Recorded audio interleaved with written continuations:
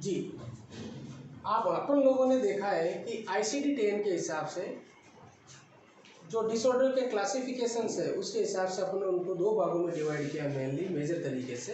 एक है साइकोसिस और न्यूरोसिस। लेकिन डिसऑर्डर में जाने से पहले अपन को इस चीज़ के बारे में देखना है कि साइकोसिस के अंदर कौन से डिसऑर्डर आते हैं या इसका क्या मतलब है, और न्यूरोसिस में कौन से डिसऑर्डर आते हैं और उसके पीछे का रीज़न क्या है। तो इसलिए अपन आज पहले शुरू करेंगे कि साइकोसिस क्या होता है, फिर देखेंगे न्यूरोसिस क्या होता है, फिर दोनों के बीच का अंतर देखेंगे कि दोनों के बीच में डिफरेंस क्या है, कौन कौन सी चीज़ समान है और कौन कौन सी असमान है। तो आज अपना टॉपिक है साइकोसिस। तो साइकोसिस के बारे में अपन देखेंगे कि ये क्या है। ये एक ग्रीक वर्ड है, साइको प्लस ओसिस। ये एक ग्रीक वर्ड है और ये दो ग्रीक वर्ड से मिलकर बना हुआ है। जो पहला का मतलब होता है साइकी, साइकी का मतलब होता है माइंड, मन। साथ साथ दूसरा होता है ओसिस, ओसिस का मतलब होता है डिजीज कंडीशन या एबनॉर्मल कंडीशन, यानी दिमाग या मन की कोई डिजीज कंडीशन है वो आएगी साइकोसिस के अंदर। फिर अगर इसकी डेफिनेशन के बारे में बात करें कि साइकोसिस है क्या, तो ये एक सीवियर मेंटल डिसऑर्डर है या फिर अपन इसको सिंड्रोम भी बोल सकते हैं, जिसमें एक या एक से ज़्यादा ही क्या है इसमें सिम्टम्स और डिसऑर्डर इंक्लूड होते हैं, तो इसको अपन सिंड्रोम बोल सकते हैं। तो a severe mental disorder in which thought, आपके विचार साथ साथ आपके इमोशंस आर सो इम्पेयर्ड, वो इम्पेयर्ड हो जाते हैं, रेगुलर नहीं रह पाते, और उसकी वजह से क्या होता है that contact is lost with external reality. बाहर की जो आपकी दुनिया है, आपके शरीर या आपके ब्रेन या आपके मन के अलावा बाहर की जो दुनिया है वो उसको क्या नहीं कर सकता, उसके साथ अपना कांटेक्ट बना नहीं सकता, बिल्कुल ही उसका कांटेक्ट उसके साथ लूज हो जाएगा। तो इसीलिए यहाँ पे बोला गया कि impaired contact with external reality, यानी जिसको साइकोसिस की प्रॉब्लम होगी वो रियल वर्ल्ड और एक आभासी दुनिया या सच्ची दुनिया या आभासी दुनिया के बीच में फर्क नहीं जान पाएगा।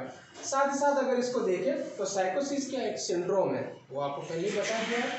दूसरा डिफाइनिंग फीचर्स, ऐसी कौन कौन सी चीज़ें हैं जो क्या करती है साइकोसिस को डिफाइन करती है कि हाँ इसके अंदर ये चीज़ है तो वो साइकोसिस डिसऑर्डर है। तो इसमें पहला स्किज़ोफ्रेनिया या सिजोफ्रेनिया भी बोलते हैं इसको, ये भी एक सिंड्रोम है। दूसरा सब्सटेंस इंड्यूस्ड साइकोसिस डिसऑर्डर, ज़्यादा ड्रग्स या दूसरे सब्सटेंस लेने की वजह से, जिसकी वजह से क्या है साइकोटिक इंड्यूस होता है या डिसऑर्डर पनपते हैं, वो डिसऑर्डर उसको अपन बोलते हैं सिजोअफेक्टिव डिसऑर्डर। साथ ही साथ डेल्यूजनल डिसऑर्डर जिसको अपन बोलते हैं मति भ्रम। दूसरा psychotic disorder due to general medical condition, कोई नॉर्मल मेडिकल कंडीशन की वजह से उसके अंदर क्या हो जाना साइकोटिक या साइकोसिस के सिम्टम आ जाना। तो ये सारे सिम्टम आते हैं डिफाइनिंग फीचर के अंदर। नेक्स्ट इसका पॉइंट है वो कॉज ऑफ साइकोसिस। साइकोसिस के कौन कौन से कॉज होते हैं, कौन कौन से कारण है वो इसके अंदर देखेंगे।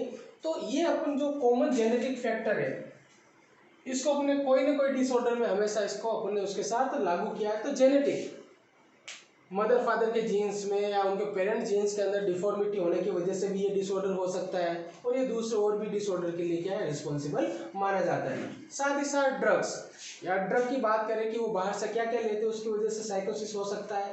पहला जो आमतौर पर देखा जाता है अल्कोहल, शराब या जो भी चीज़ अपन और उसको मदिरा कुछ भी बोलते हैं वो उसकी वजह से। ड्रग्स इसमें या जो भी सारी चीज़ें वो लेते हैं, मेरिजुआना एंड एम्फेटामिन्स। एम्फेटामिन्स वो ड्रग्स है जो क्या करती है आपकी ओबेसिटी कंट्रोल करने के लिए। साथ ही साथ ADHD attention deficit hyper activity disorder, और इसके अलावा दूसरे भी डिसऑर्डर है, मैंने यहाँ पे दो ही एग्जाम्पल के लिए मेंशन किया है।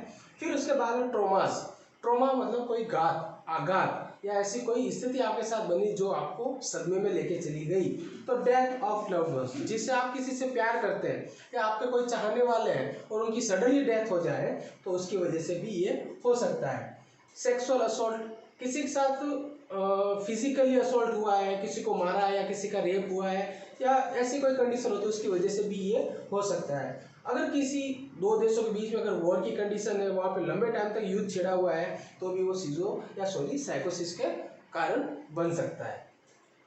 इंजरीज एंड इलनेस, अगर इसके कोर्स के अंदर देखें तो ऐसी इंजरी अगर आपके साथ हुई है कौन कौन सी वो अपन देखेंगे, वो भी एक साइकोसिस डिसऑर्डर की तरफ आपको ले जा सकती है। तो पहला ट्रॉमेटिक ब्रेन इंजरीज, किसी आघात जैसे मोटरसाइकिल, बाइक या कार चलाते टाइम एक्सीडेंट हुआ, उसकी वजह से आपकी ब्रेन को इंजरी हो गई, उसकी वजह से भी ये क्या हो सकता है, साइकोसिस डिसऑर्डर हो सकता है। दूसरा है ब्रेन ट्यूमर, आपके ब्रेन का कैंसर, वो भी आपको साइकोसिस की तरफ ले जा सकता है।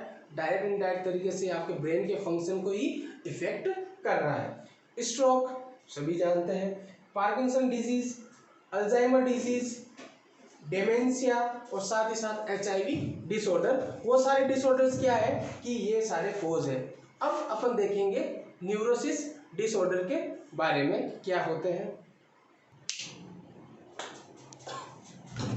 साइकोसिस के बारे में अपन ने देख लिया, अब अपन देखेंगे न्यूरोसिस के बारे में। तो न्यूरोसिस के बारे में ये है कि पहले इस वर्ड का मतलब समझेंगे ये क्या होता है।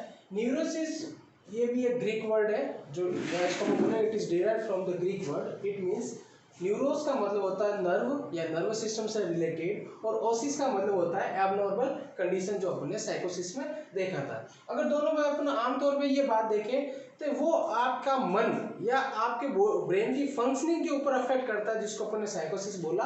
और न्यूरोसिस के ऊपर आपके जो पूरे सीधा के सीधा आपके नर्वस सिस्टम के ऊपर अफेक्ट कर रहा है। फिजिकली है, अपन उनको फील कर सकते, देख सकते हैं कि हाँ यहाँ पे ये नर्व डैमेज है, वो नर्व डैमेज है, तो वो सारी चीज इसमें देखेंगे। कॉग्निटिव वाला ही इसके अंदर हिसाब है। फिर देखेंगे इट मीन्स, इसका मतलब क्या होता है, general affection of nervous system. आपके बॉडी का जो नर्वस सिस्टम है या आपका ब्रेन, जो आपकी हार्ड चीज जिसको अपन टच करके देख सकते हैं, वो क्या है, जनरल अफेक्शन होता है नर्वस सिस्टम का, उसके अंदर ये अफेक्ट होता है नर्वस सिस्टम।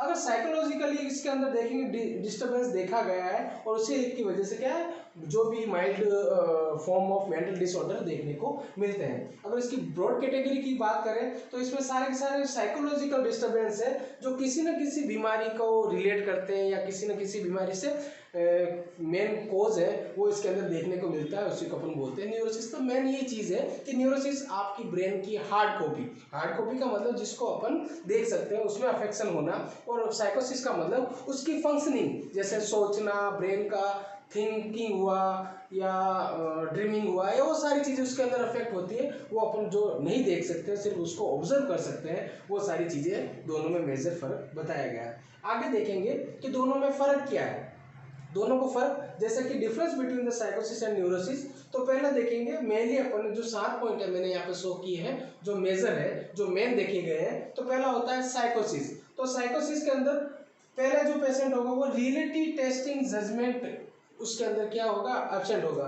वो अपने आसपास की दुनिया के बारे में वो नहीं बता पाएंगे, रियल चीज क्या है और आभासी दुनिया क्या है। मैंने पहले बोला जैसे सिजोफ्रेनिया, स्किजोफ्रेनिया, उसमें पेशेंट आइडेंटिफाई नहीं कर पाता कि कौन सी वर्ल्ड जो रियल है या कौन सा आभासी है। तो वही चीज है। तो जब इसके साथ रियलिटी टेस्टिंग जजमेंट करेंगे, उसको पूछेंगे तुम कहाँ हो, मैं कौन हूँ, मैं क्या है, तो वो हमेशा उसके जजमेंट होगा वो गलत देगा, वो बता नहीं पाएगा। और न्यूरोसिस के अंदर जो पेशेंट जिसको न्यूरोसिस के डिसऑर्डर्स होंगे, उसके अंदर वो इजीली बता पाएगा कि हाँ मैं कहाँ पे बैठा हूँ, मेरा नाम क्या है, मैं यहाँ क्यों आया हूँ, वो सारी चीज़ें। दूसरा, पर्सनालिटी जो होगी उसकी अफेक्टेड होगी, क्योंकि वो दोनों वर्ल्ड के अंदर बीच में डिफाइन नहीं कर पाता कि कौन सी चीज़ बेहतर है और कौन सी नहीं है। तो कंफ्यूजन वाली स्थिति में वो पर्सनालिटी वो खुद को अपने हिसाब से उसको ढाल नहीं पाएगा।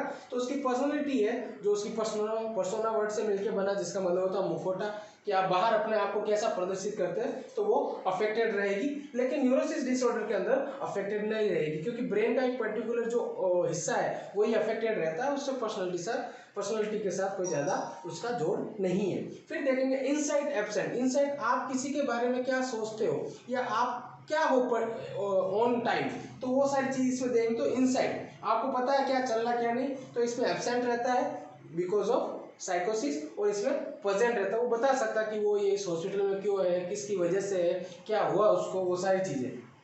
डेल्यूजन, हिंदी में मतिभ्रम भी बोलते हैं उसको, तो इसके अंदर ये प्रेजेंट रहता है, पता है आपको। दूसरा, इसके अंदर एब्सेंट, उसको कोई भी डेल्यूशनल कंडीशन नहीं होगी। साथ ही साथ हेलुसिनेशन क्या होता है वो आपको पता है, लेकिन ऊपर सुपरफिशियली बता दूं कि इसके साइकोसिस के अंदर हेलुसिनेशन प्रेजेंट होता है। तो प्रेजेंट होने के पीछे का रीजन क्या है कि हेलुसिनेशन क्या है, वहां पे ऑब्जेक्टिव एब्सेंट है, लेकिन जो आपको इम्पल्स मिल रहे हैं वो प्रेजेंट होते हैं। जैसे कि अगर एग्जांपल दूं मुन्ना भाई MBBS का, तो संजय दत्त को महात्मा गांधी दिखते हैं, लेकिन वहाँ पे महात्मा गांधी नहीं है, लेकिन उसको दिख रहा है, उसके पास जो इम्पल्स आ रहे हैं वो पॉजिटिव है, दैट इज द हेलुसिनेशन, वो भी उसका है ऑडियो विजुअल हेलुसिनेशन। तो ये इसके अंदर प्रेजेंट रहता है, इसमें हेलुसिनेशन पेशेंट को नहीं होता। दूसरा डिसऑर्गेनाइज्ड स्पीच, इसके डिसऑर्गेनाइज स्पीच इसके अंदर प्रेजेंट रहती है। जब भी वो बात करेगा तो डिसऑर्गेनाइज, कौन सा वर्ड किसके साथ मेल कर रहा है, किसके साथ मेल मिसमैच कर रहा है, वो सारी चीज़ें इसके अंदर देखने को मिलेगी, इसके अंदर देखने को नहीं मिलेगी। दूसरा डिसऑर्गेनाइज्ड बिहेवियर प्रेजेंट, जब दो वर्ड के बीच में जब उसकी पर्सनालिटी अफेक्टेड है तो ऑब्वियसली उसका बिहेवियर भी अफेक्टेड होगा, क्योंकि दोनों कहीं ना कहीं आपस में जुड़े हुए हैं। तो डिसऑर्गेनाइज्ड बिहेवियर प्रेजेंट होगा तो वो अपने आप को किस तरीके से बिहेव करना वो पता नहीं पाएगा और इसमें एब्सेंट रहेगा, वो नॉर्मल बिहेव करेगा। तो यहीं पे अपन ने देख लिया साइकोसिस क्या होता है, न्यूरोसिस क्या होता है और दोनों में क्या डिफरेंस है और दोनों के पीछे का रीजन क्या है। अगले वीडियो में अपन देखेंगे कि कौन से डिसऑर्डर साइकोसिस के अंदर आते हैं, कौन से न्यूरोसिस के अंदर आते हैं और उनको अपन ब्रीफली स्टडी करेंगे। Thank you.